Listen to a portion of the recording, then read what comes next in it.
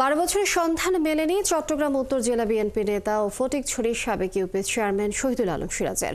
পরিবারের দাবি, সাবেক সরকারের রোষানলে পড়ে গুম কিংবা হত্যার শিকার হয়েছেন এই বিএনপি নেতা। দলীয় কর্মসূচিতে অংশ নিতে গিয়ে ঢাকায় গিয়ে তিনি নিখোঁজ হন।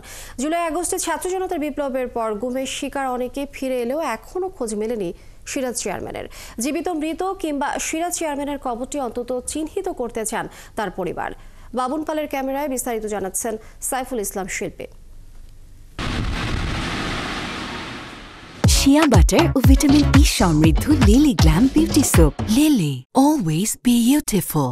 2012 সালে 1 মার্চ ছিল বিএনপির চলো চলো ঢাকা চলো কর্মসূচি।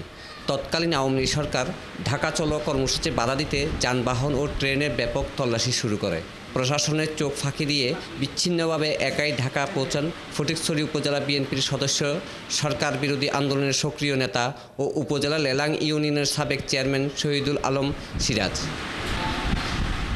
পরিবারের সদস্যরা জানান, নিরাপদে ঢাকায় গিয়ে সমাবেশে অংশ নিলেও চট্টগ্রাম ফিরে আসেনি বিএনপির এই নেতা।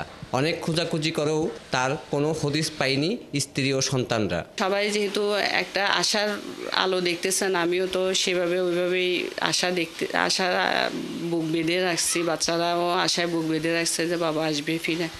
বাবা ফিরে আসবেন এই আশায় একদিন 2 দিন নয়, কেটে গেছে 13টি বছর। সেই দিনের শিশু 2 ভাই আজ কিশোর তরুণ। বাবা কি বেঁচে আছেন নাকি মারা গেছেন সেটাও জানা নেই 2 ভাই আবি আল আদি এবং আজিম আননের। অশ্রু সজল অপেক্ষায় প্রহর গুনে গুনে মলিন মুখগুলো মুছে গেছে হাসির রেখা। আমার আব্বুর জন্য কোনো একটা খবর নিয়ে আসে, সে যদি বেঁচে থাকে আমার আব্বুর খবরটা আমাদের কাছে দেয়, আর যদি আমার আব্বু না বেঁচে থাকে সে খবরটা যেন আমাদেরকে দেয়। কমিশনের কাছে আমার আবেদন যে আমার বাবার অন্তত পক্ষে জীবিত থাকলে এই খবরটাও যেন পাই, আর মারা গেলে অন্তত পক্ষে লাস্টার হলো যেন একটা সন্ধান পাই। ফটিকছড়ি উপজেলা বিএনপি নেতাদের দাবি, দলের ঢাকা চলো কর্মসূচিতে গিয়ে নিখোঁজ হন সিরাজ চেয়ারম্যান। আওয়ামী লীগ প্রশাসনের লোকজন তুলে নিয়ে তাকে গুমের পর হত্যা করা হয়েছে। বর্তমান এই সরকার আসার পর অনেকেই কিন্তু বাইর হয়ে আসতেছে, অনেকে কোথায় গিয়েছে বিভিন্নভাবে দুমড়েজাল হলেও কিছু তথ্য পাওয়া যাচ্ছে। আমরা সিরাজ চেয়ারম্যানকে যদি নাও পাই তাহলে আমরা তার কি অবস্থা, কি হয়েছিল এটা একটু জানতে।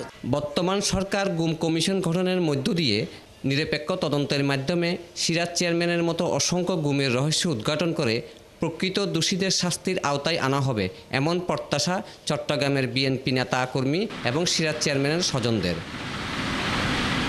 সাইফুল ইসলাম শিল্পী, 71, চট্টগ্রাম।